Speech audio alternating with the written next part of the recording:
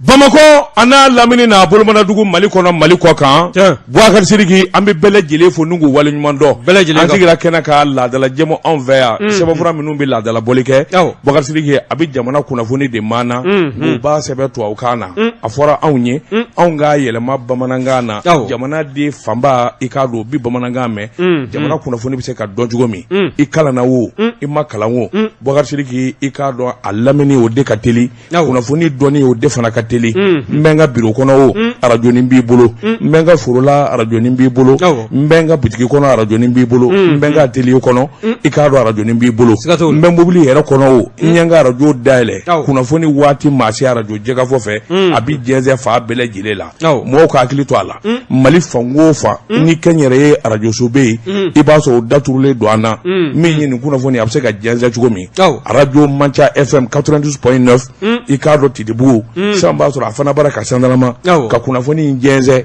i k'a dɔn yɔrɔ min n'o ka jan kosɛbɛ e dun ko cogo di a bara taa Bawule o y'a bila wa Bawule jumɛn ye kan'o tɔgɔ fɔ a ye yan mun Bawule kana jɔ cɛnin na koyi a ka fɛn in bɛ taa dɛ bɔn kunna sa an bɛ arajo ɲɛnamaw tɔgɔ fɔ i b'a fɔ ko Bawule nɛgɛw kɛrɛfɛ Ahmed Jakite n'a ye wulikajɔ kɛ kunnafoni an b'a dakolo walo o bɛɛ Jekafo k'a ka feerefɛnw lakodɔn karamɔgɔ Togo Tunkara naamu ne ko bɔla cogo bɛɛ di Boubacar Sidiki n bɛ n bolo bugɔ ka don n bɛ bɔ ni sɛbɛn ye sɛbɛn min n'u k'a ma l'indicateur de renouveau maa min ye fasiri in kɛ a tɔgɔ de ko Seyidu Jara Jarakɛ ko a ko bɛnkan min ani wulikajɔ min bolo dalen don jamana ɲɛmaaw fɛ ka ɲɛsin jamana dɔw ma o de ye bɛn ani kelenya o ti ɲɛ abada jamana ɲɛnabɔli ani taasira kura min kan ka don jamana kɔnɔ i k'a dɔn a fɔra o de ma ko assise nationale de la refondation Boubacar Sidiki don min fɔra a bɔra dɔgɔkɔrɔ sɛbɛnnikɛla ko communiqué dɔ kɛra min ye novembre kalo tile 22 ye min ye wulikajɔ ni jateminɛ ye jɛrɛjɛkulu min bilalen bɛ ka ko ɲɛnabɔ n'o ye jeune Mulayi a y'a jira k'a fɔ don min fɔra hakaja i k'a dɔn u y'a bɔ a dɔgɔkɔrɔ Boubacar Sidiki i k'a dɔn n'i ma ɲɛ i bɛ nin ɲɔgɔnna ko kɛ jamana den fanba olu ni kan ka don a la kan ka k'olu ɲɛna n'i ma ɲɛ i bɛ nin ɲɔgɔnna fɛɛrɛ tigɛ jamana den fanba bɛɛ lajɛlen kan k'i taafa dɔn ni ka kuma da sɔrɔ a la Boubacar Sidiki i k'a dɔn a bɔlen a don a kɔrɔ i k'a dɔn kun wɛrɛ t'a la nin kɔ sɛbɛnnikɛla ko n'i ye jamana yɛrɛ ta k'a lajɛ Mali mɔgɔw bɛ fɛn caman na Boubacar Sidiki i k'a dɔn fiɲɛ caman donna an ka jamana kɔnɔ sarakisɛw b'o la bɛnkanw b'o la ani hadamadenya taabolo yɛrɛ b'o la Boubacar Sidiki assise nationale in de bɛna kɛ sababu ye jamana kura Mali kura i k'a dɔn hakilina kura min bɛ se k'a to jamana yɛrɛ i k'a dɔn a yiriwali n'a ɲɛta ani fiɲɛw ni keleku dama min bɛɛ i k'a dɔn ayiwa nin bɛɛ lajɛlen bɛ se ka ɲɛnabɔ cogo min assise nationale in dalen don ka ɲɛsin o de ma a ko n'i y'a ta k'a lajɛ a bɛ kɛ jamanadenw de fɛ a bɛ kɛ jamanadenw de ye jamanadenw da de bɛ don a la jamanadenw de b'a bɛɛ lajɛlen ɲɛnabɔ ni bɛn kɛra min ka jamanaden fanba fɛ i k'a dɔn olu bɛɛ lajɛlen bɛna kɛ sariya ye min bɛ se k'a to hakilinaw u bɛ fara ɲɔgɔn kan cogo min nka maa caman ka miiri o de ye faama kura minnu bɛ yen n'o ye transition faamaw ye laɲini de don walasa ka dɔ fara u ka faga kuntalajan kan Boubacar Sidiki n'i ma ɲɛ nin ɲɔgɔnna kɛli kɔ fɛn min tɛ kɛ siɲɛ 2 a kɛ ka ɲɛ nin kun ye sɛbɛn ye Seyidu Jara ka fasiri don an ye min bɔ indicateur de renouveau kɔnɔ a ka bi bɔli la Seyidu Jara ka fara indicateur de renouveau fasili jɛkulu kan k'u bɛɛ lajɛlen fo karamɔgɔ Togo Tunkara ni ne tɛgɛ don ni sɛbɛn bɛ bɔ sɛbɛn min n'o k'a ma ko l'annonceur Dadɔ Kamara nin ye a ka fasiri ye Dadɔ ko min ye transition ye n'o y'an ka cɛmancɛla fanga ye ko yalima ko dɔw de t'an tɛ fara ɲɔgɔn kan ni ka opposition n'o ye ŋwarafili jɛkulu kura dɔ ye ni k'u sigi sen kan wa n'i y'a ta k'a lajɛ min y'an ka politique tɔnw ye ka taa se mouvement et association ma nin bɛɛ lajɛlen kɔni t'an bɛ fara ɲɔgɔn kan hali n'a sɔrɔ waati tɛmɛlenw n'o tuma di nka kɔsada in fɛ i b'a ye k'a fɔ bɛɛ lajɛlen taara b'u fanga kɛ kelen ye u tɛgɛ di ɲɔgɔn ma u b'a la ka maa minnu bɛ fanga na bi n'o ye cɛmancɛla fanga ɲɛmaaw ye ka to k'o lajɛ woni fɛ bawo n'i ye kɔrɔfɔ in ta k'a lajɛ min ye olu yɛrɛ hakilina ye u y'a jira k'a fɔ min ye i n'a fɔ i da tul'a la cogo min na assise nationale de la refondation o min n'o kun bolo d'an bɛ n'a tilala ka yamaruya tilala ka ta kununko k'a jira k'a fɔ a n'a bɔ a dɔgɔkɔrɔ ko bawo bɛɛ lajɛlen hakilina o ka kan ko in kɔnɔna na walasa jamana den bɛɛ lajɛlen jili hamina manata bala min ye jamana ni ngura min ganga fiya ala ani donze ngura min ganga ta jamana de ikilna bela jili fe bela jili be se ka do bala cogo mina ni ye korofo in laje mamunu be nu ga men ngwara filibaw ye dado kamara ga sebella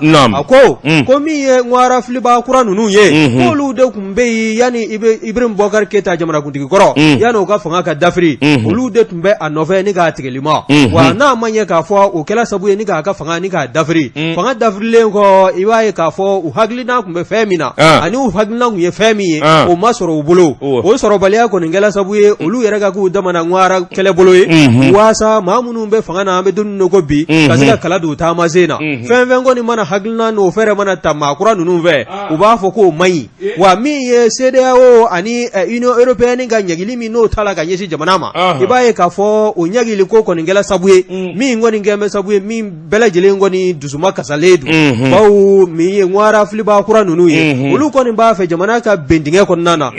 bisi basa o ka do jamana tamazena bawu mi o ka hamina ye o manyana bo ko jamana be se ka to lawa jamana de maya ko o yo bla mini mi ye jamana de maya ye o koni no koni danango sila bela jele de kangi boki jokeneka mi ye gele ya ye no nana bela jile bulo kanga kumbe fero kanga nyini chukumna ni dabalu kanga tike chukumina bela jile kanga sigi singa ga konni ya ye ka fo bela jile de bala ki yere kuningile kuniko ojoro iga dufa corona ani ga sorota e femi e bala ko de joro o yel makebe se ga jati jamana de imo vewa nyini ngali bombe ka ke o mi ye shogalo ko kala e maiga ye kata se colonel Asim e goitama na manya ka fo asizo national la fondation ko koni o kumbe o bora do kokoro o yalma mi ngwara filiba kura nunu yewo o yalma ko utna sigu ko fanawa yingali bombe kake ko bawu ugalla yinu unde dore aforo go franje mi ndala ga khalifa transition nyemo na de no ba jira ka fo kalata ko nganga ga onga jamana kono regalo mi no bala kana sa 2022 la o klem ga anifla o mi ngo tna sega ke ulu hagina yede o konde keme gilea na sugu abele jile so kata soro CEDEAO ni Union Européenne keme ga gilea ta ganyi jamana ma o yalma ko ulu be mini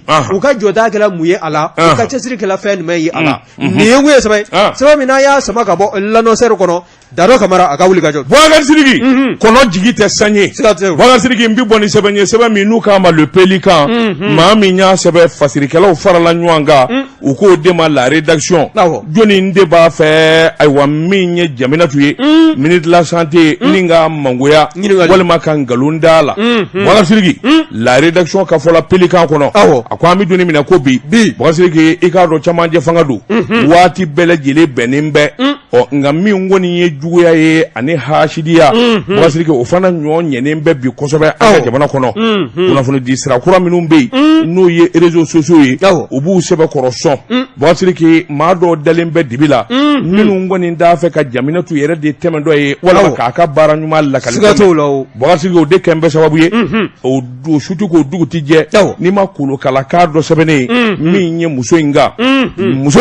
ibse ka diɲɛ fɛn bɛɛ fɔ a ma k'a fɔ baarakɛla tɛ walima kalanin dɛ ngalo Boubacar Sidiki i k'a dɔn fiɲɛ kelen min n'i bɛ se k'o fɔ a ma o de ye n k'i ɲininka a tɛ sɔn kolokala ko ma walima wari fu bɔ k'a di yan o maa tɛ Boubacar Sidiki ale ko bɛɛ ka tile jamana ɲɛmɔgɔw y'a wele k'a bila baara min na Boubacar Sidiki a yera ko dɔ de la min ɲɛn'a a bolo sabula a tun bɛ cakɛda fɔlɔ min na Boubacar Sidiki i k'a dɔn cɛsiri ni wulikajɔ bolo kan o cakɛda in nana yiriwa ni k'o kɛ sankɔrɔtaba ye o yɛrɛ de kɛra sababu ye a ka wele ni k'a kɛ minute la santé sɛbɛnnikɛla ko a nafura dama yɛlɛma bolo kura min donna an ka dɔgɔtɔrɔsow ni a bɔ dɔgɔtɔrɔ baaraw la o fanga bonyana kosɛbɛ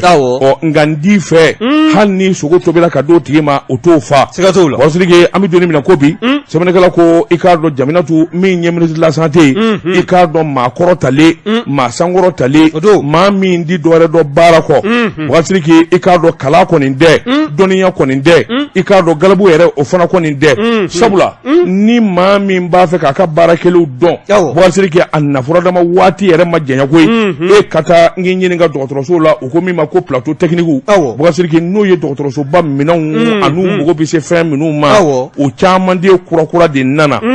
Boubacar Sidiki i k'a dɔn k'olu kala kuma ani kuma kunda o tali k'a fɔ ministre ma min ye Jaminatu Sangare Boubacar Sidiki a tɛ foyi bɔ a jɔyɔrɔ la a tɛna foyi bɔ a ka galabu la a tɛna foyi bɔ n k'i ɲininka ayiwa hakilina minnu b'a la nka min ye kɛrɛfɛma olu b'i tɔɔrɔ sabula ni nkalon taara ka da i la Boubacar Sidiki jini min i tɛ jini min an ka taa Boubacar Sidiki sɛbɛnnikɛla ko a ko an ka ministre de la santé i k'a dɔn a bɔ muso min don jɔnko la a bɛ se k'a fɔ ko unse a selen bɛ kosɛbɛ sabula min ye cɛ baara yɛrɛ a jɔlen b'o la e ka taa cakɛda kɔrɔ min n'a tun bɛ caisse malienne de sécurité sociale CMSS Boubacar Sidiki i k'a dɔn a taara ka nɔba de to yen hali bi n'a ka bi i k'a dɔn min ye tanuni ni ɲɛta ye o bɛ fɔ min ye du ani den ye Boubacar Sidiki k'a dɔn kɛnɛya sɛbɛnnikɛla ko i k'a dɔn muso in mago b'o la kosɛbɛ janko min ye a ka diinɛ ye o labatolen don a bolo min ye silamɛya ye a kelen bɛ k'o sɛbɛn kɔrɔfa kosɛbɛ a mago t'a kɔ kuma na nin kun ye sɛbɛn ye an ye min bɔ pelikan kɔnɔ a ka bi bɔli la pelikan ka firi fasirijɛkulu kan an b'u bɛɛ lajɛlen fo karamɔgɔ Daba Tunkara ko kuma min bɛ taa dugutigi bulon la o t'a bɔ dugutigiden k'i kunda kogo la ni ne ye n tɛgɛ don ni sɛbɛn bɛ bɔ sɛbɛn min k'a ma ko le fondement ko dɔ farala an ka conseil communaux dɔ farala u ka mandat o kun da la kan n'i ye kɔrɔfɔ in ta k'a lajɛ kɔrɔfɔ in bɔla ka bin a n'a hakilinaw bɛɛ lajɛlen ta la an ka ministre ka laadala ɲɔgɔn ye min n'a bɛ kɛ araba o araba ka nin donni kama ka bɛn novembre kalo tile 10 ma san 2021 ka bɛn araba ma i b'a ye k'a fɔ kɛnɛ yɛrɛ ɲɛmaya o kun t'an bɛ ka di colonel Assimi Goïta ma ministre bɛɛ lajɛlen tun bɛ yen wa min y'an ka ministre de l'administration territoriale de la décentralisation ye min ye o ministre ye a kɛlen kɔ ka nin kɔrɔfɔ bɔ ni ka da kɛnɛ kan n'a ma ɲɛ k'a fɔ kalata min n'o kun bolo d'an bɛ ka bila février kalo nata la san 2022 o tɛna se ka kɛ min ye maire ka ni mandat ye n'o y'u ka san 5 mandat ye ko a ko kun kan ka kuncɛ ka bɛn novembre kalo tile 20 ma san 2021 wa ko n'a ma ɲɛ k'a fɔ o kalata kɔni o tɛna se ka kɛ ka bɛn a donni a waati ma dɔ ka fara u ka mandat kundala kan n'o ye kalo 6 jate o ka fara u ka mandat kan kalo 6 faralen kɔ a kan n'i y'a ta k'a lajɛ u na to yaasa u jɔyɔrɔ kana languleya u bɛ to ye baara misɛn minnu bɛ yen u bɛɛ lajɛlen kana se ka don kunbalan na baaraw ka se ka kɛ i n'a fɔ a laɲinilen bɛ cogo min na nin kɔrɔfɔ bɔ ka bin n'i y'a ta k'a lajɛ Fasirikɛ b'a ka fɔ la n'o ye Bekone ye a ko min ye an ka nin maire ninnu ye n'a ma ye k'a fɔ anw ka jamana a kun mɛnna a bɛ bisi basa kɔnɔ san 10 ani a kɔjan i b'a ye k'a fɔ min ye kalataw ye u kun ma se ka sigi bɔlɔ kelen kan nka min ye san 2012 ye ka se 2013 ma i b'a ye k'a fɔ min ye Elhaji Boubacar Keita jamanakuntigi kɔrɔ ale ka kalataw bɛɛ lajɛlen baaraw baalen kɔ min ye maire ka kalata ye o baaraw fana olu nun donna min ye san 2016 tɛmɛlen ka bɛn novembre ma i b'a ye k'a fɔ nin maire ninnu kɔni sugandila ka don mairie kɔnɔna na san 5 o tala ka kalifa o la baara minnu n'olu kan ka kɛ u fɛ u kan ka bolo dɔw la ka bɛn février kalo ma san 2022 o février kalo san 2022 min n'o kan ka kɛ sabu ye kalata ka se ka labɛn a kɔnɔna na n'a ma ɲɛ k'a fɔ ko kalata ko bisibaso nana don ko kɔnɔna na Elhaji Boubacar Keita o ka fanga darakila ka bɔ a bolo maa kura minnu nana olu y'a jira k'a fɔ kalata ko tɛna se ka labɛn ka bɛn février kalo ma san 2022 ka bɛn o nata ma wa n'i ye kɔrɔfɔ in lajɛ min ye ministère de l'administration territoriale ye et de la décentralisation ye ale kɔni y'a jira nin donni kama o ka lajɛrɛ senfɛ n'o ye ministre ka laadala ɲɔgɔn ye k'a fɔ min ye kalata ye n'o bɔra a tɔgɔ kɔrɔ o kɔni bɛna kɛ sabu ye maire olu jɔyɔrɔ kana se ka langolɛ i n'a fɔ n da tun la cogo min na o min ye kalo 6 ye o ka ta ni ka kalifa o la kalo 6 bɛ kɛ sabu ye min ye baara misɛn wɛrɛ minnu bɛ yen i n'a fɔ n y'a ɲɛfɔ cogo min na olu baaraw kana se ka jɔ maa minnu mako bɛ mairiw la ani maires ka tɛgɛnɔw n'u ka signature la bɛɛ lajɛlen ka se k'i ka baara ni k'a waleya nin ye mun ye sɛbɛn min n'a y'a sama ka bɔ le fondement kɔnɔna na Bekone a ka fasiri don Boubacar Sidiki karisa ɲɛna n'a fa ɲɛna bɔlen don o ye tiɲɛ ye nka o worow bɛɛ lajɛlen ye kelen ye i fa ka fɛɛrɛ fɔtɔ don siga t'o la Boubacar Sidiki n bɛ n bolo bugɔ ka don n bi bɔ ni sɛbɛn ye sɛbɛn min n'u k'a ma Mali horizon maa min ye sɛbɛnnin kɛ a tɔgɔ de ko Bruno de Segebeji Bruno ko a k'i k'a dɔn lɔkɔlisoba min b'an fɛ yan n'u k'a ma ko ENI ABT Boubacar Sidiki i k'a dɔn ayiwa min ye u ka walanda 4 n'a kalandenw ye olu bɔra i k'a dɔn olu tilala Boubacar Sidiki i k'a dɔn tilali o kɛra ɲɛnajɛba ye nka ɲɛnajɛ min bonya a n'a karama to a taara k'a da Seyidu Mamadu Kulubali i k'a dɔn funankɛnin fana don nka min ye kalanjanw ye a ni k'i ɲininka baara kologiriw ye a kɛra sababu ye k'o boloda min ye Seydou Mamadou Kulubali cakɛda min n'a y'o sigi sen kan u k'o ma ayiwa groupe Sira Holding SA Bɔra Sidiki sɛbɛnnikɛla ko a fana ye nin gala de kɛ min ye ingénieuriya ye Bɔra Sidiki i k'a dɔn ayiwa min ye gɛrɛgɛ ye o nana wuli ka jɔ boloda ni ka ɲɛsin a ma sabula cakɛda min sigira a fɛ min ye Sira Holding SA ye Bɔra Sidiki i k'a dɔn cakɛda in yiriwara k'a yiriwa Bɔra Sidiki an bɛ don ni minɛ ko bi a kelen bɛ ka jɛkulu yɛrɛ sigi sen kan min bɛ politiki kɛnɛ kofɔ u k'o de ma ko bɛnkan Bɔra Sidiki a k'i k'a dɔn a denmisɛnnin de ka wulikajɔ ani cɛsiri bolo kan sabula ingénieuriya kalan Bɔra Sidiki a ma di bɛɛ lajɛlen ma a kalansira ka ca a jate ɲaaminen bɛ f'i ka kɛ maa hakili duman ye f'i ka kɛ maa cɛsirilen ye e ni kalan i k'a dɔn bɛɛ lajɛlen se k'a kuru tigɛ maa minnu kɔni ye a sen walanda ta u ye Ala minɛ u ka jɛkulu u y'o tɔgɔ da Seydou Mamadou Kulubali a yɛrɛ nana kɛnɛ k'a don u bɛ walanw sɛbɛn don min Bɔra Sidiki k'a dɔn a kɛra kuma caman ye u y'a jira k'a fɔ olu kɔni ka misali ani tamasiyɛn u b'o ta Seydou Mamadou Kulubali de kan Bɔra Sidiki a yɛrɛ y'a juru lasa k'a fɔ hakaja min ye kala ye ani galabu Bɔra Sidiki k'a dɔn u bɛ taa ni ɲɔgɔn ye ka sababu kɛ mun ye min ye ingénieuriya ye Bɔra Sidiki k'a dɔn bɛɛ lajɛlen tɛ se k'a kalan kɛ maa min mana se k'a kalan kɛ k'a fori Bɔra Sidiki a b'a jira k'a fɔ dɔnniyaba de b'i la dɔnniya min n'o kan ka kɛ sababu ye i k'i ka jamana sɛbɛkɔrɔjɔ ni k'i ɲɛsin hakilina caman ma sabula min ye école in yɛrɛ a directeur des études min ye école nationale d'ingénieurs Abdurahmani Baba Touré e ni ABT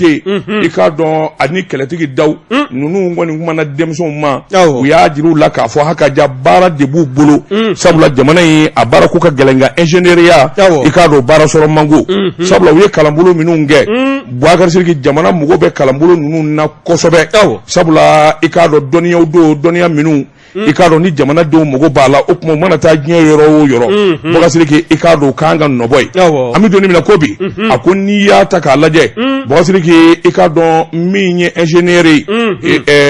ingénieur émérite Sidi Konatɛ Bɔra Sidiki i k'a dɔn maa 400 ani maa 14 minnu kɔni tilala ɲɔgɔn fɛ ɲina Bɔra Sidiki i k'a dɔn u ye kalanbolo sugu bɛɛ lajɛlen de kɛ kalanbolo minnu bɛ yen i n'a fɔ géologie génie industriel génie informatique télécommunication min ye génie mécanique et énergétique min ye génie la hawla wala quwwata illa billah lazim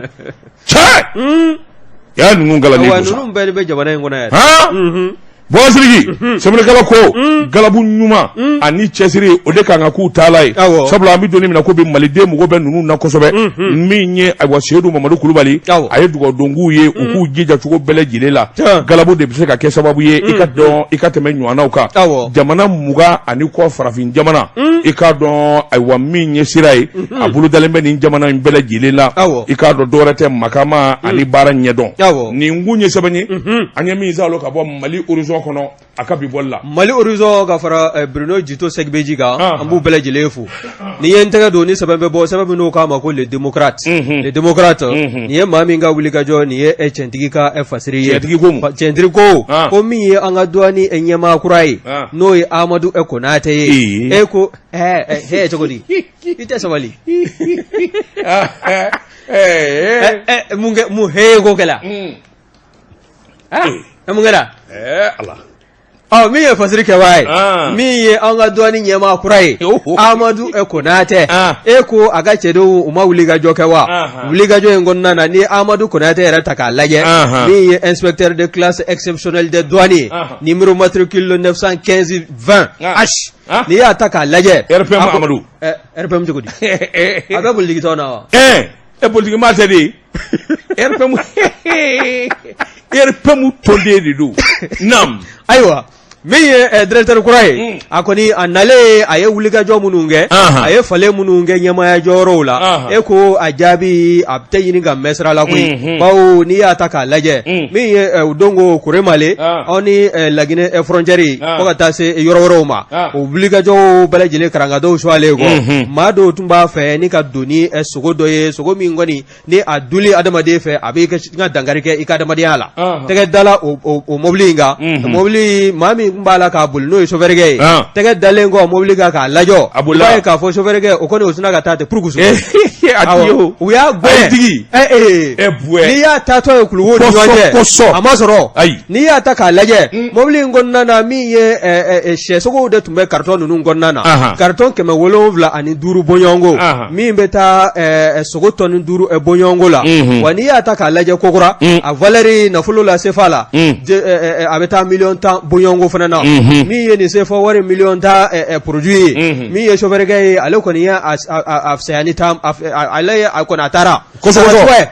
a ko a b'a la ka ɲini halisa min y'u ka brigade mobile d'intervention ye olu kɔni bɛ yaala la hali sini mobili kɔni minɛlen bɛ u bolo min ye Amadu ye a y'a jira k'a fɔ ale ka nin cɛbalen ninnu kɔni bɛ baara la baara ninnu a kun tɛ dɔwɛrɛ ye min ye a ha ka ja maa minnu bɛ yen n'olu bɛ sɛmaraw ni bagan wɛrɛw la anw ka jamana kɔnɔna na ni o bɛ wele ko éleveur localu n'i y'a u ka ko ta k'a lajɛ ko nin sogo den ka don juguya in de bɛ kɛ sababu ye ni k'olu fana ka datigi kɛ u ka sɔrɔ la wa a bɛ datigi kɛ u bɛ lɛnpo minnu sara jamana u kan ka tɔnɔ minnu sɔrɔ ka caman ba de bin ka bɔ a la min Amadu ye min ye dɔɔni ɲɛmaa kura ye a y'a jira k'a fɔ min ye ale kɛn bɛ ka maa minnu sigi min ye directeur régional min n'o o filɛ nin ye n'o o ye chef de poste ye n'o ye commandant Sidi Mohamed Sako ye ale ye chef de bureau de douane ye Kuremale kɔnɔna na a ye kɔni ye kɔrɔfɔ in bɔ ni ka sansalama an ka jabaranin kunnafoni ɲinilaw ka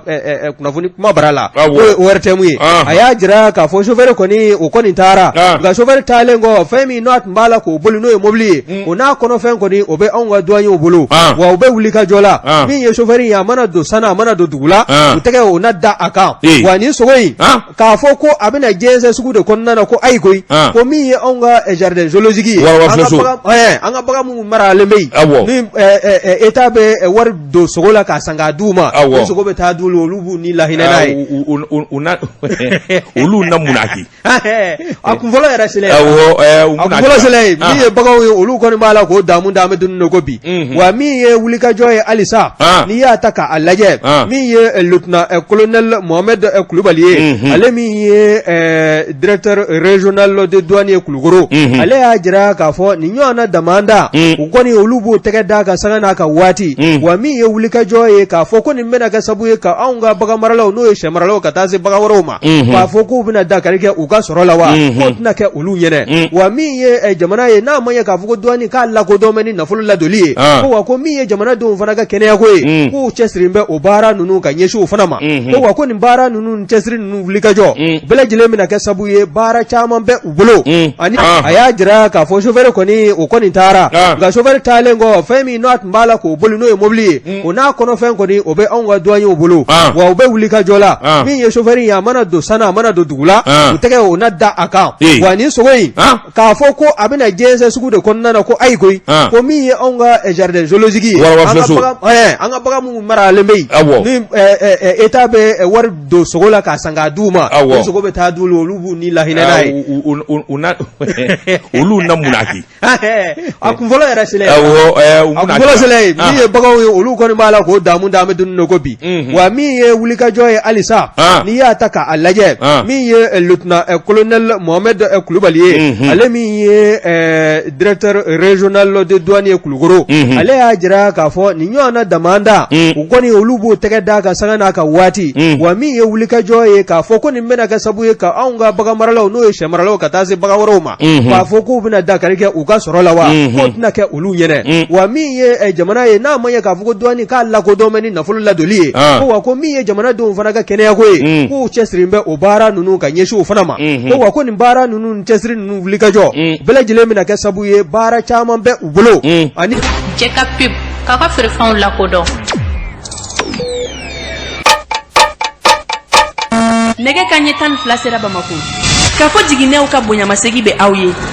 Karamɔgɔ de waati wɛrɛ n taara n nana dantigɛliba tɛ o la ko bala cogo bɛ di. Bɔra Sidiki an bɛ foli ani tanni kɛ ni ka ɲɛsin la vieille Saint-Bara ma la vieille Saint-Bara i k'a dɔn min ye Jekafo a lamɛnniba belebele i k'a dɔn ale filɛ Orange Money na min ye Jelibugu misiri o Sidiki-kun yɛrɛ la sabula min ye gɛrɛnba min bɛ yen gɛrɛn VIP an ka foli bɛ la vieille Saint-Bara ye ani gɛrɛnnaden bɛɛ. Bakatiri mɛ bolo bɔgɔ ka don n bɛ bɔ ni sɛbɛn ye sɛbɛn min n'u k'a ma le nouveau réveil Bakatiri k'i k'a dɔn 7,000,000 i k'a dɔn den ŋanamuna cakɛda min n'u k'a ma ko OP OPV OPV Office de protection des végétaux o de OPV bɔsiri ke i k'a dɔn i ye mangɛnɛ banajugu min bɛ a dɔnnen do ayiwa min ye maa kalannenw ye ani ɲɛmaw jamana foroba fɛ ni k'an garabo sɛbɛnnikɛla ko a ko n'i ye ko ta k'a lajɛ directeur général min ye Denba Jalo ye bolokɔni jɔlen don a la kosɛbɛ nka Denba yɛrɛ i k'a dɔn a dalakolon tɛ kumasi a ko ale tɔɔrɔla ale ɲanina bɔsiri ke i k'a dɔn ale ka cakɛda faamaw kelen bɛ k'u bolokɔni de ɲɛsin ale ma min mana degun min b'a fɛ ka taa dugu la min b'a fɛ ka mobili kura san bɛɛ lajɛlen ko ale i k'a dɔn Awa Sirɛli Kulubali ka fɔ la a ko min bi Denba da o ye nin ye o tuma o kɔrɔ de k'a fɔ tiɲɛ na a yɛrɛ jɔra a la wari minnu dura ale yɛrɛ de wari ta k'a di ayiwa i k'a dɔn a ka ɲɛmaw ma o don sɛbɛnnikɛla ko nin bɛ se ka faamu cogo di hali n'o fana ye tiɲɛ ye bɔsiri ke i k'a dɔn a ka kɔrɔfɔ tɛ dɔwɛrɛ la ko n k'i ɲininka ayiwa faamaw kɔni bɛ taa babali kuma bɛɛ ni kɔni b'a fɛ ka mɛn cakɛda in na i bɛ nin d'a ma walima nin k'an ye bɔsiri ke i k'a dɔn ayiwa Denba Jalo a yɛrɛ kɔni kuma t'a da sɛbɛnnikɛla ko a ko wulikajɔ ni jateminɛw bolo kan $70,000 bɔsiri ke ayiwa min kɔni ye vérificateur général ka sɛgɛsɛgɛli i k'a dɔn ko nin de bɔr'o ka san 2017-2019 bɔsiri ke i k'a dɔn san fila baara ale kɔni da kɛra bolofa de ye ni k'a bɛɛ lajɛlen karo ka taa n'a ye a ko awa min ye dankɔrɔba in yɛrɛ ye a yɛrɛ ka sugu bulon dicogo bɔsiri ke i k'a dɔn kuma t'o kɔfɛ sabula n'i ye ko dɔw ye i kamana bi guwan kosɛbɛ a ko directeur général OPV min ye Denba Jalo ye sugu bulon dɔw dir'a fɛ bɔsiri ke sugu bulon ninnu dicogo n'i ye sɛgɛsɛgɛliw ta k'u lajɛ i kamana yɛrɛ bi guwan kosɛbɛ i b'a fɔ ayiwa maa min yɛrɛ tɛ ko dɔn maa min ma kalan ko avion dɔ dilanla fɛ avion k'u ye avion dɔ pièce sisan k'u dilan bɔsiri ke i k'a dɔn sɛbɛnnikɛla ko min ye sɛgɛsɛgɛliw ye vérificateur général ka sɛgɛsɛgɛli senfɛ o avion in yɛrɛ ka pan a ka panni laban kɛra kabini san 2014 kabini avion in jiginna dugu ma san 2014 fo bi avion ma deli ka pan n'i ko i ye pièce kura san ka don avion na o ka pan i y'a dɔn kɔni o ye kuma lankolon ye o ye kuma dulonnen ye bɔsiri ke o yɛrɛ fana k'i bɔ a la i k'a dɔn o dilanli wari ye $50,000 ani $7,000 a ko min ye Denba ye sɛgɛsɛgɛlikɛlaw b'a nɔfɛ halisa a k'i k'a dɔn wulikajɔ bolo kan min ye minan dɔw ye k'o fana sanna n'o ye informatique minɛnw ye i k'a dɔn o sugu bulon i k'a dɔn min ye ayiwa Solisys min ye Solisys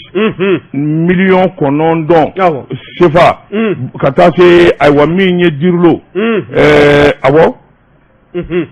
Dirlo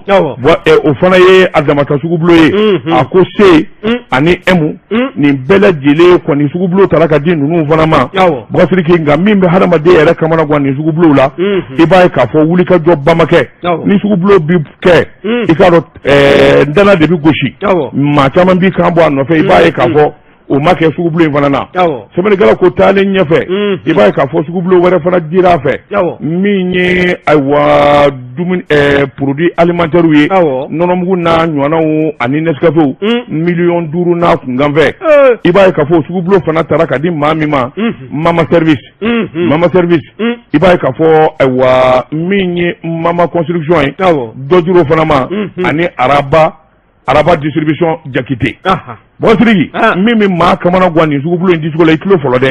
téléphone numéro o kelen de bɛ nin bɛɛ lajɛlen ka sɛbɛn kan o bɛ kɛ cogo di i y'a dɔn mɔgɔ ma taa tɛgɛ kɔni ka nin sugu bulon ko nin bɛɛ lajɛlen u bɛɛ lajɛlen ka téléphone numéro ye kelen ye kabini ye i b'a dɔn k'a fɔ keleku bɛɛ sen na a ko min ye Denba kɔni ye Denba kɔni kasumaba taali man jan sabula a baara ka karabu kuma minnu fɔ k'a b'i yɛrɛ bɔ bɔsiri ke i k'a dɔn vérificateur général taara i tɛgɛ da nin dalu bɛɛ lajɛlen kan nin kɔni b'a jira k'a fɔ nkalonba de b'a da nin kun ye sɛbɛn ye an ye min bɔ nouveau réveil kɔnɔ a ka bi bɔli la nouveau réveil mɔgɔw an b'u fɔ karamɔgɔ Daba Tunkara ni ne ye n tɛgɛ don ni sɛbɛn bɛ bɔ sɛbɛn min n'o k'a ma ko l'informateur maa min ka wulikajɔ nin ye Georges François Traoré ka fasiri ye Georges ko min ye Bagineda maire kɔrɔ ye n'o ye Jarakɛ ye Saliya Jara a n'a nɔfɛmaw régisseur fara maa wɛrɛw kan e ko u bɛɛ lajɛlen bɛ taa san 5 kaso kɛ ŋwɛ u datugulen wa n'u bɔla fana u y'an ka nafolo min ŋanamu n'o bɛ taa se fo wari 529 na a n'a kunkanfɛ o kan k'o fana lasegin an ka kɛsu kɔnɔna na bawo n'i ye kɔrɔfɔ in lajɛ min ye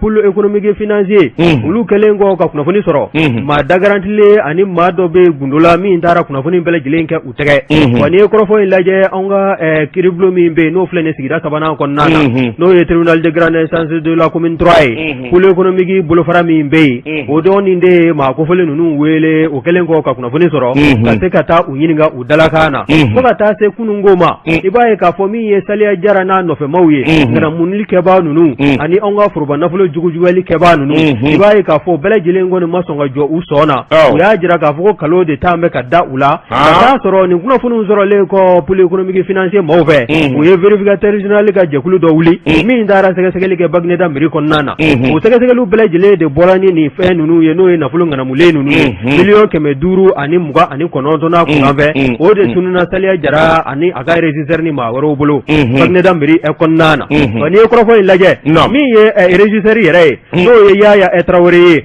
ale kɔni y'i ta kɛ bolofilala dun ye koyi bawo min ye nafolo min n'o farala ɲɔgɔn kan a fɛ ni a bɛ wele ko reversement de la somme encaissée o kɔni o faralen kɔ ɲɔgɔn kan a kun kan ka min lasegin Wagande kɔnɔna na ale ma sɔn k'o lasegin a y'o dun k'i sigi o tɛmɛnen kɔ kokura min ye taabolo wɛrɛw ye min bɛ vignettiw n'o bɛ olu kofɔ o vignette nafolo fana o faralen kɔ ɲɔgɔn kan min n'a bɛ concession rurale d'habitation n'o bɛ o kofɔ o nafolo bɛɛ lajɛlen farala ɲɔgɔn kan se fɔ wari miliyɔn 7 a n'a kunkanfɛ o nafolo fana a y'o fara 2 miliyɔn a n'a kunkanfɛ kan k'o fana kunu k'i sigi o fana bɔlen koyi i b'a ye k'a fɔ min ye Saliya Jara a ma fara koyi a n'a ka régisseur ka taa fara a ŋanamu ɲɔgɔn kan u kɔni ye u ka nafolo in kɔni u y'a bolofilala dun cogo min na u y'a bolofilala dun ten bawo maa minnu kɔni ka di u ye an'u kɛrɛfɛmaw u y'a kɛ ɲinsɔn ni jugusɔ ye foroba nafolo la k'a jogojuguya cogo min ka di u ye hali n'a sɔrɔla a gɛn tɛ ka jɔ u la nka min ye vérificateur général ka wulikajɔw n'u ka rapport dilanlen ka taa se pôle économique financier maaw yɛrɛ ka cɛsiri ma ani kunnafoni lakika minnu dila u ma n'u kɛla sabu ye u ka se ka kunnafoniw bolo sɛgɛsɛgɛliw boloda ka ɲɛsin mairie ma i b'a ye k'a fɔ nin bɛɛ lajɛlen kɔni de kɛla taabolo ye taabolo min bɛ Saliya Jara n'a nɔfɛmaw ni k'u kɔ bɔ fiɲɛ na bawo u ka taabolo caman bɛ yen n'i y'a ta k'a lajɛ Saliya yɛrɛ a naforadama mairie in kunna sɛgɛsɛgɛliw bolola farancɛ min kɔnɔna na u b'a minɛ nɛgɛ fɛn min ye san 2015 ye ka taa se 2017 ma o san fila o furancɛ kɔnɔna na min ye se fɔ wari 500 ye ani 29 n'a kunkanfɛ o de dunna u fɛ min kɔni b'a la ka ɲini halisa i n'a fɔ to tununa nugu la min ye Georges François Traoré ye François ko min ye Saliya ye ko nin kaso la doli n'o ye san 5 ye nin maa kelen bɛɛ lajɛlen kan ka san 5 kɛ ko ka ko n'u bɔla min ye 500 n'a kunkanfɛ ye o kan k'o lasegin Wagande kɔnɔna na wa min ye dommage intérêt fana ye o kan k'o fana sara faso ye min kɔni dagosi o ka bon kosɛbɛ wa olu fana kan ka ta k'u kɛ misali ye maa wɛrɛ minnu bɛ yen ni dunko juguya ni filamuru ko b'u kɔnɔ u ka se ka siran bawo min ye cɛmancɛ fanga ɲɛmaaw ye u na kan de maa o maa bɛ yen ko e ye nafolo nafolo ni k'a jugujuguya k'a bila i dufa kɔnɔna na k'a dun i ni somɔgɔw ani kɛrɛfɛmaw bɛɛ lajɛlen bɛ ta i gɔnɔ ma i b'a fɔɔnɔ wa i ye nafolo min suɲɛ n'a segin Wagande kɔnɔna na. K'i gorge éclaté. awɔ n'i ma sɔn o ma yɛrɛ an bɛ sɛmɛ ta. Hankɛ k'i kunji k'a ko ban. Kuma ɲɛna. Ni kun ye sɛmɛ ye sɛmɛ min n'an y'a sama ka bɔ l'informateur kɔnɔna na Georges François Traoré a ka fasiri don. Bon Sidiki waati n'a ka waati ma se. o bɛ ko n tɛna ma gosi de communiqué dɔw b'i bolo. karamɔgɔ Daba Tunkara nin ye communiqué. Sidiki waati n'a ka waati ma se. E ko an tɛ bi ta bila yan. o bɛ bɛn. sisan min ye farikoloɲɛkɛlaw ye min ye Burapile ani Sidi u b'u sɔn da farikoloɲɛjɛ kan. surafana t'o ma don su in na segin bɛ kɛ nin gafe kelen kan ni Ala sɔnna sini sɔgɔma an bɛ segin ka na kumaso kelen kɔnɔ min ye sɛbɛnkuraw ye ka na an da don o la nɛgɛw kɛrɛfɛ Suya Kɔlɛ Ahmed Jakite Boubacar Sidiki Daba Tunkara wa salam.